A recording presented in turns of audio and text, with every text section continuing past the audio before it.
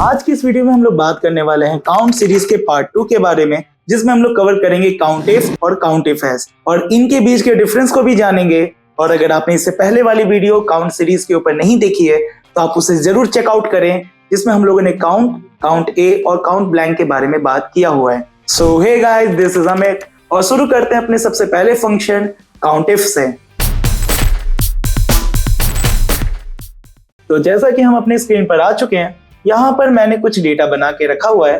यहाँ पे हमें एक सिंपल सा एक काम करना होगा, कुछ मंथ के डेटा हमें यहाँ पे फिल करने होंगे। जैसे यहाँ पे जनवरी भर देते हैं, कुछ डेटा अलग से भर देते हैं। रैंडमली मैं कोई भी डेटा जो है यहाँ पे फिल कर रहा हूँ।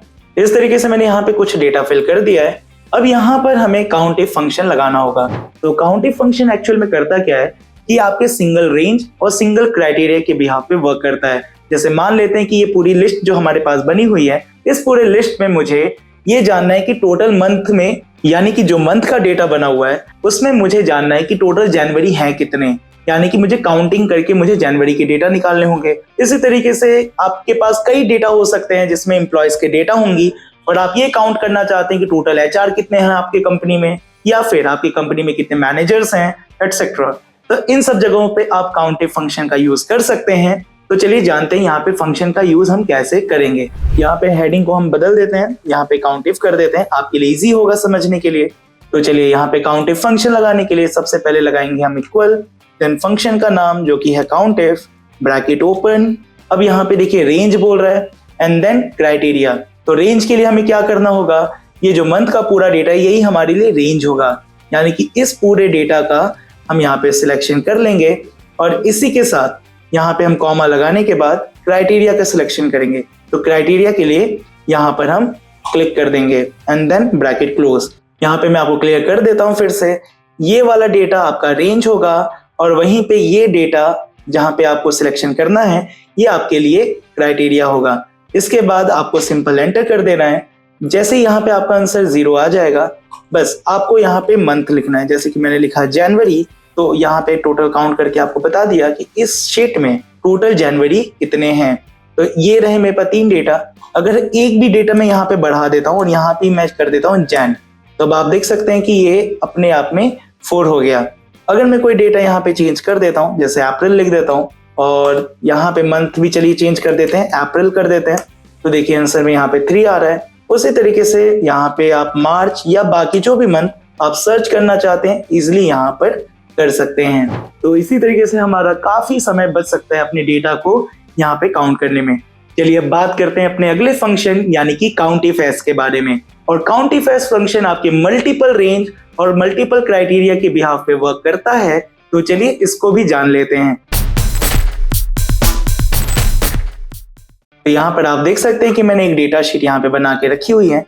चलिए एक डेटा यहाँ पे एक और हम बना लेते हैं और इस बार यहाँ पर एक और जो है कॉलम इंसर्ट कर देते हैं।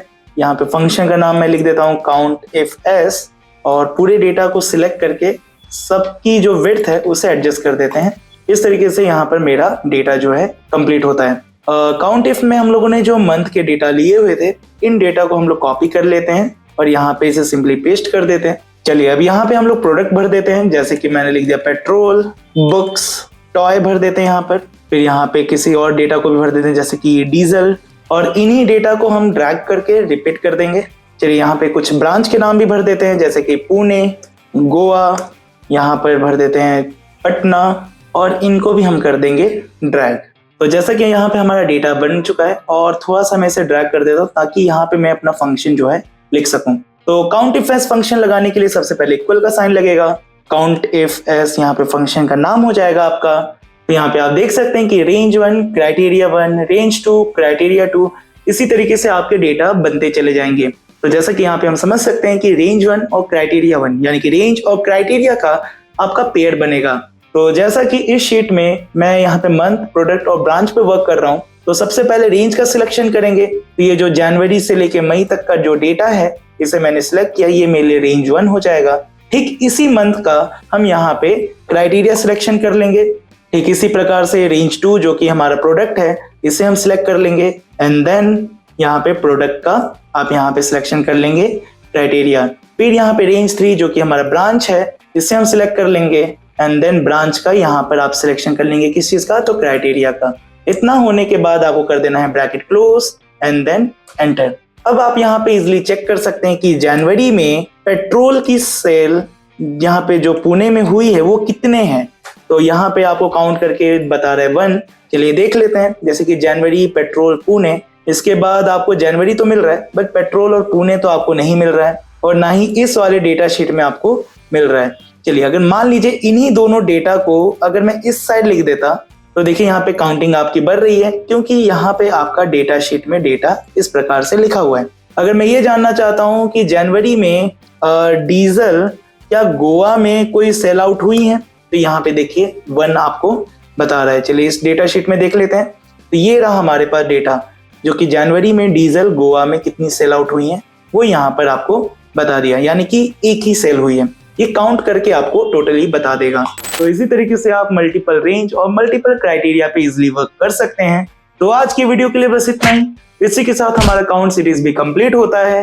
मिलते हैं एक नए वीडियो के साथ, तब तक के लिए बाय बाय।